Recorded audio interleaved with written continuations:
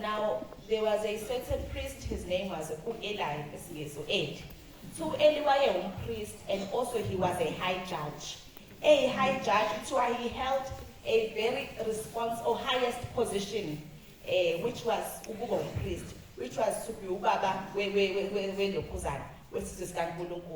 See why he had divine duties. Why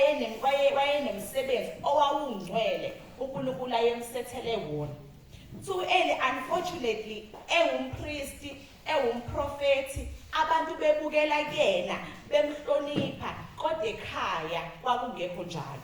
Kuthiwa ekhaya uEli wakhohlwa ukuthi highest calling yakhe akone enkonzweni kuphela, akone emphakathini, but it is ekhaya.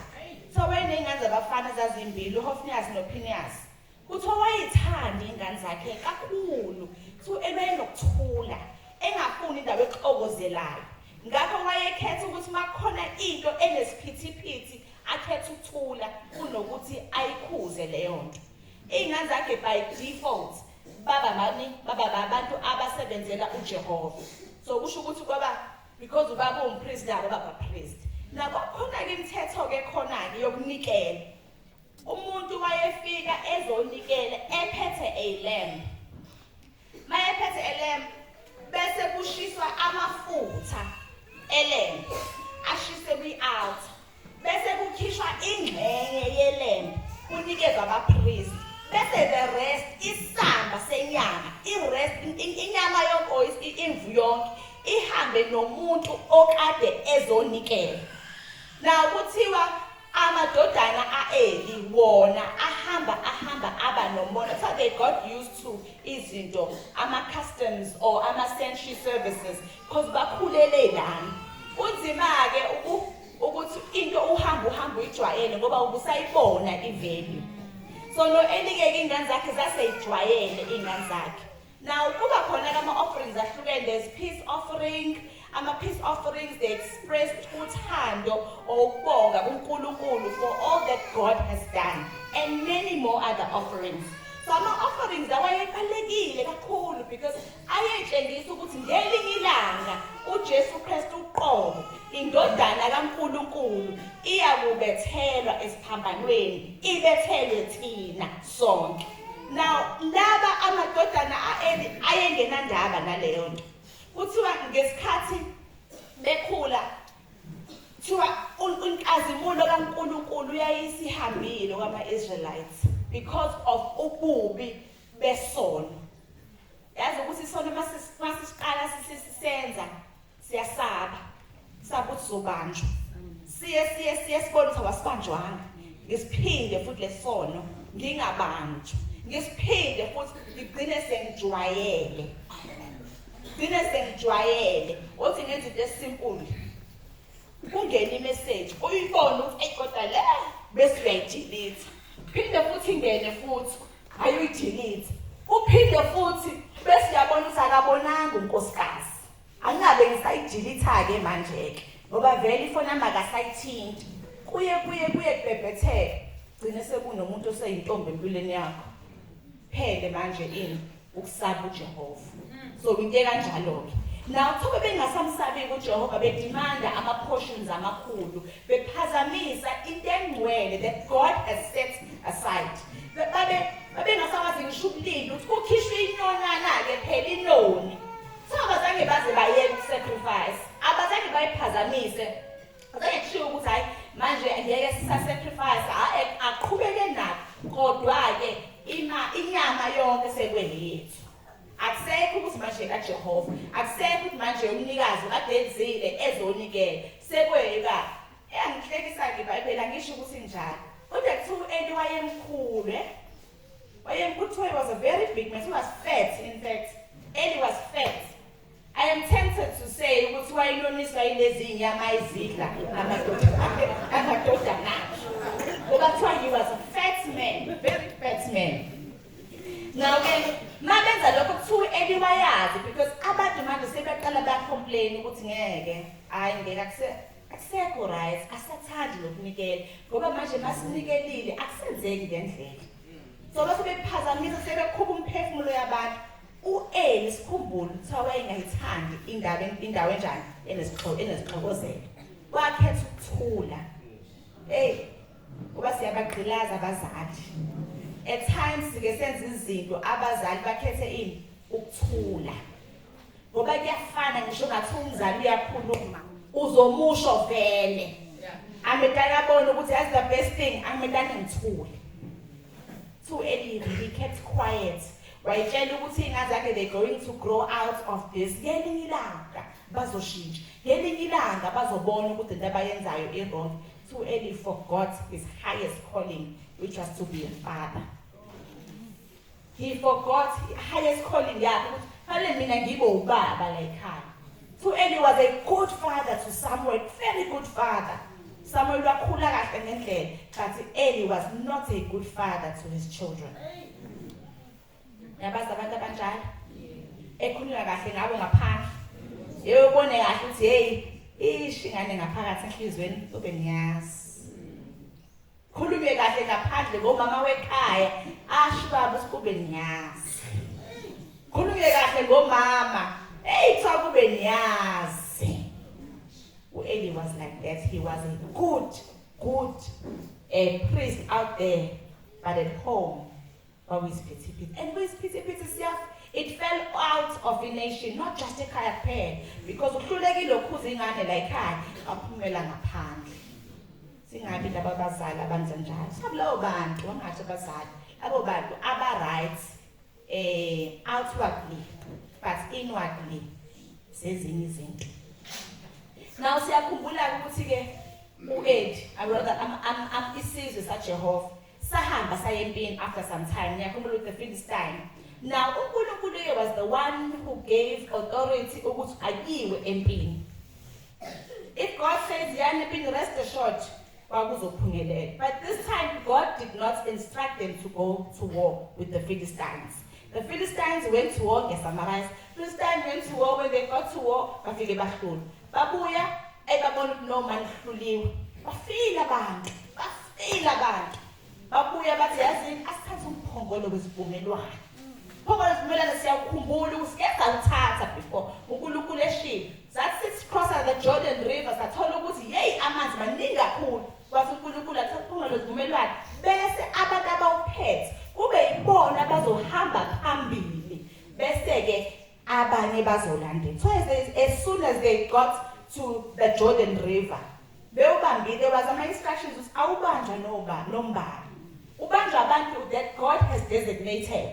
Abantu dayi4 noma priest. Nakhona ngekhathe ethize. But yet this time God has said awuthathwe ukuze ukwazi ukuthi ubahole. Nangempela mabeyobambile, bathi befike eJordan River koma kweqe bakwazi badlula. Yabona namandla umphongolo wesivumelwano. They knew namandla umphongolo wesivumelwano. Unamandla. They saw it as the presence of God. But this time the presence of God did not want to be at war. Sike senze izinto ezirong bese sisingegama likaNkulunkulu. Mina ngithintwa imthana kaJehova. Sifaka uJehova lapho thina esinochuku khona. Sivikele ngegama likaNkulunkulu. Kodwa siphakathi ebishini lesona. So now umphongolo wesivumelwano ke this time abeyothathile. Umedane wenze njani? Ungenzi lento abafuna ukuthi yenzeka because God did not want to be over there. Sinamphatha uJehova. Uyena okumele ukuthi asiphathe. Mabe uphathile umphongolo wesivumelwano zikhali amaFilistine maye. Awu Nkosi yami, woe to us. Siyakhumbula uNkulunkulu ukuthi ubenzeleni. Bayakhumbula amaFilistine ukuthi uNkulunkulu ubenzeleni, but this time God did not want to do anything with the Israelites. Now asibeleni ke emuva. Now nathi ke into engifisa ukuthi siyibambe la. Just 4 points. 4 points and then emva lokho I sit down. Now the first point is that akuve kubalulekile ukuthi singayishintshi indlela yokukhonza uJehova. We must not alter the worship of God. We must not alter the worship of God. That's the first thing. Ama-sacrifices kuthiwa qhubeke kuma-Israelites. Qhubeka wenza ama-Israel ama-sacrifices. kodwa base bayewashintsha. Sisamasabatha namhlanje basiyagcina nayo isabatha noma seshintshile. Asenzi from sunset to sunset. Prepare. We don't prepare for Sabbath. Siyavuka nje siyenkonzweni. Ngakhula mina kudala masibuye enkonzweni ngesonto masenze ironing. Asasayinele isabatha. Asiprepare isabatha. Ngolesihlantambama asiphekeleni isabatha. Manje sesinezathu ezithize. Esiyishoyo. We do not keep the Sabbath. Ngendlela ekumele ukuthi sigcine ngalo isabatha. Unemthetho uNkulunkulu ayigcine ayibekile ukuthi u10% owakhe ayixoxisi ayinegotiate lento. Kodwa sesinjani sesishintshile izinto. Sengizothi ngoba ngibona umholo ukuthi awuhlangananga uNkulunkulu baba nawo 8%. Wena ngiyakhipha okweshumi akusabo okweshumi. Hayi 8%, hayi 5% or nothing at all. Sishintshile izinto uJehova athe azenzeke ngayo. Kakhulu isitanda sokukhonza uNkulunkulu sehlile esidrophile. Very much so sidrophile. Besingakhonzi kanje uNkulunkulu. Besingakhonzi kanje uNkulunkulu. We have dropped the standard. Very much. Asiyekile ukumkhonza kodwa standard sinjani sehlile. Nabo bafana nama Israelites azangazayeke completely ashintsha izinto ezithize to suit their needs. Sigade idingo ezithi idingo zethu. Okwesibili ngifuna siqambe la iphoni lesibili ukuthi the standard of worship must not be the same as other nations. Asikhonzi ngendlela efanayo thina. We are Seventh-day Adventists. Angeke sikhonze ngendlela efanayo. Angeke senze izinto ezenziwa amanye amabandla. Sihlukile thina. Amen. Sekuyafana manje. Sekuba mnandi kodwa phela kube mnandi kube naleyo vuvavum. Besinayo leyo vuvavum before. Thiwa amadodana the way ayekhohlakele ngakhona. Uthiwa baqhubeka baba amapriest bangibayeke. Kodwa benza izinto ezazenziwa abanye abantu. Benza imkhuba eyayijwayelekile kwezinye izizwe. Kujwayelekile ukuthi kulalwe namantombazana. Abelana namantombazana amadodana eni outside the temple. Ukuze izitori zethu zasenkonzweni uhlalalela awusasafana nesitori sa komunye umfundisi madoda ngaphandle. Hayibo. Uthi uyalalela hayibo. Sase siphila impilo efana namanye amabandla manje. Kwenzakalani? Istandard sokukhonza uNkulunkulu sehla. Sihlukile thina. We are different. There must be umehluko between thina nabezizwe.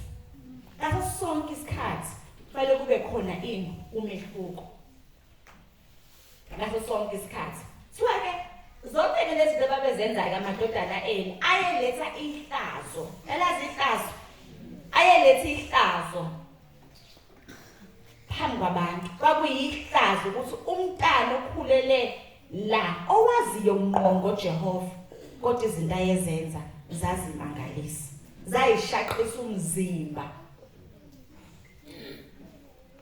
Yabona namhlanje uthi uyabuka sesinezona esijwayele asanaki sekuyasona sesijwayelekile uthi awuthi ukuthi kanti sijwayele ungcono ngoba phela sesijustify kwakuyinto kanjalo. Eyesithathu ipoint ukuthi akusalandelwa just because ukhulele enkonzweni it doesn't guarantee usindiso. Just because uya enkonzweni every single Sabbath uthandaza every day or 7 it doesn't mean salvation is guaranteed for you. But into egarantayo is the conduct that you uphold yourself and the relationship that you have with God. Because people can come to church every Sabbath. People can pray with their families every day. But ngaphakathi, they are filthy. Outward appearance, ukubona every Sabbath enkonzweni, does not guarantee. But I'm not saying don't come to church. So I'm not saying that. So these guys, they were officers of the temple. They were perceived to be holy, but yet they were very far from holiness. When you look at them, you are thinking, yeah, bayakholwa, but bakude nenkazimulo kaJehova. Bakude. So they were abantu abathembekile mawubabuka because of my positions. They got used to a position. They got used to partaking in worship services to a point where it lost the holiness. Asingawujwayeli umsebenzi kaJehova. Asaba sithuthumele because this is God's work. This is God's church. Asingajwayeli. Njalo uNkulunkulu asizwe singamjwayeli. Sazi ukuthi uNkulunkulu unjani ungcwele. Imisebenzi kaJehova ingcwele. Njalo we need to know that just because you are partaking, again I say this, it does not mean that you are going to be saved. Conduct is the thing that is very important. Okugcina, kuyingozi ukujwayela izinto zikaJehova. Kuyingozi. It is destructive. So these boys thought the temple is their home. No any thought temple lakhe kwakhe. Bajwayela kunabantu abazo amabandla wabo. Baze bajwayele. Baze babeka umthetho ngendlela yabo because they think ukuthi kwabo kanti ibandla likaNkulunkulu leli. So getting used to umsebenzi kaJehova, again I'm going to say this, it leads to destructiveness. You end up not knowing what is right and what is wrong. You end up losing konke because you think ukuthi kwakho la, akona kwakho la. Ukuthi unesikhundla somewhere emsebenzini la kodwa umntana kaJehova wena. It's not your church. This is God's church. Ungajwayeli uzukhohlwe. Yabona mawuphuza ama-antibiotics amanye akathi finish the course. A certain doctor wabuza ukuthi why must you finish the course? Uthi udokotela because umzimba uhambujwayele ukuthi wena uyiqede i-course. Bese mase usudinga amanye ama-antibiotics ngelinye ilanga afika angasebenzi. Uyibuza ukanje ngophela ngangiwaphuzile. Basa waqedanga. Umzimba uzange uqedelele kade kumele ukuthi iqedwe. Bese mawusuwaphuza kungenza imehluko empilweni yakho. Ukujwayela. uNkulunkulu wants 100% of us or nothing at all. Kumele singajwayeli. We need to be able to know ukuthi our highest responsibility is to be umntana kaNkulunkulu ogcina imithetho ukuze kuzenzakalele kunye. Siwa uMphawu kumele uthathiwe. Sebefike futhi lots and lots of amadoda empini. So kwabuya umyalezo uElefezi weza emessenger izosho ukuthi baze basiqeda amaFilistine empini. And ezikuhlungu ukuthi ngisho amadodana akho omabili asale empini balalela uEli. Ne mphongolo wesivumelwane bawuthathi udla amadoda sasuEli sawa saqhipha umntana umqala sashona. Akabulalwanga ukuthi ingane zakhe ishonile empini. Ubulalwe ubona ukuthi inkazimulo kaNkulunkulu has long departed from the Israelites to a point where imphongolo zivumelwane uthathiwe. Engazathi kungangaba khona isiphithiphithi because of wena. Had uEli been a good leader, ngabe umphongolo wesivumelwano awuzange uzuthathwa. Kunabantu abangena ema-positions amakhulu masengene bona kube khona isiphithiphithi enkonzweni, kungakhona kuthula, kungakhonzeki, ibandla kuqhekeke phakathi nendawo ngoba khona wena enkonzweni, sumholi wasenkonzweni.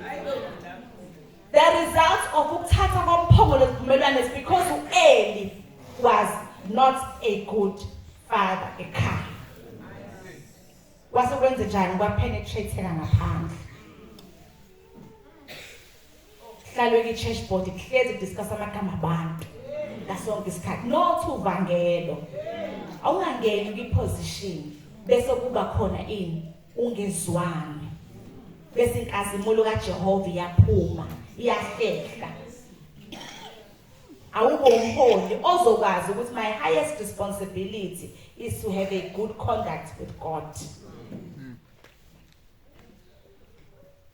Sengivale. Siphinde sikhumbule. Our highest responsibility again is also to be what? Good parents at home. I want to say this.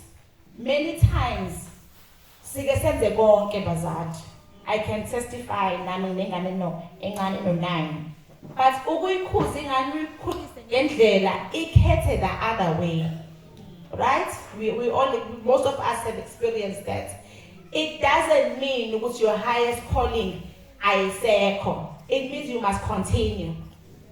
Ingane sithathileke enyeke indlela yakhe. Khumbula kodwa wena ukuthi wena kodwa une responsibility of always being a good parent. Ingane ngaphoqa qhubeka kodwa nobomzali.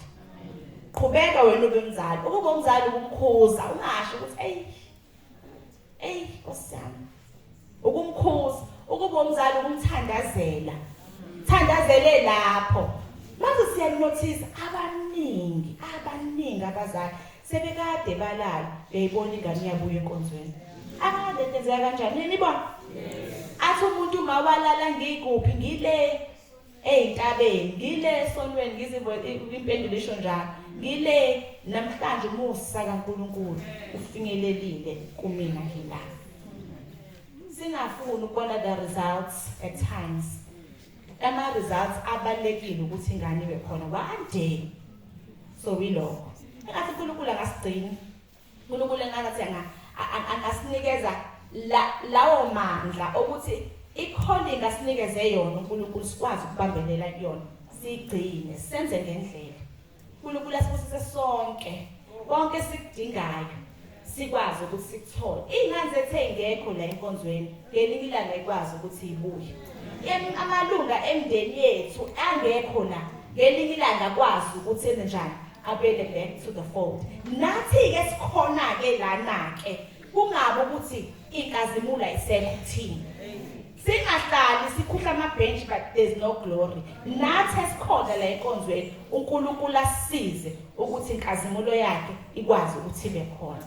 Asisize sikwazi ukuba abazalwane, hayi abazalwane abazobuka abantu, bala abazalwane abazothokozisa uNkulunkulu ngobani of izinto ezisekujuleni kwenhliziyo yethu etshengisa ukuthi siyakholwa. Amen. Amen.